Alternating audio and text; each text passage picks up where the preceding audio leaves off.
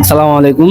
আসলে ভিডিওটা তৈরি করতেছি এই জন্য যে এই যে দেখুন, এক পাশে স্পিকার চলতেছে, জিবিএল স্পিকার খুব সাউন্ডে, আর অন্য পাশে হচ্ছে আপনার মাইকে ওয়াজ চলতেছে।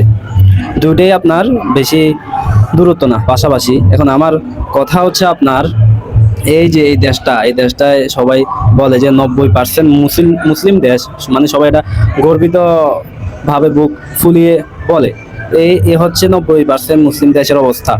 আজকে হচ্ছে আপনার বিজয় দিবস। তো মানে মুসলমানদের মূল আদর্শ হচ্ছে, মুসলিমদের বিশেষ করে, যে কোনো জায়গায় বিজয় অর্জন করলে সেটা সেজদার মাধ্যমে হোক, তারপর হচ্ছে 2 রাকাত নফল নামাজের মাধ্যমে হোক, বা ইত্যাদি, বা অন্য মানুষকে, নিরীহ মানুষকে সাহায্য করার মাধ্যমে এই বিজয়টা উল্লাস করে।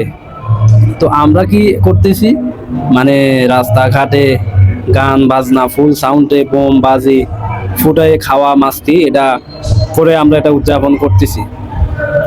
তো এই হচ্ছে হলো অবস্থা আর কি। মানে আমাদের কালচার হয়ে গেছে হলো আপনার, পশ্চিমারা যখন বিজয় উদযাপন করতো তখন তারা মদ, মানে গাঞ্জা, নারী দিয়ে উল্লাস করতো। এটা হচ্ছে তাদের কালচার ছিল, মাস্তি, মানে মাস্তি আর কি। তো এই কালচারটাই আমাদের এখন বাংলাদেশে উদযাপন হচ্ছে। যখন বিজয় হলাম, তারপরে এই অবস্থা আর কি।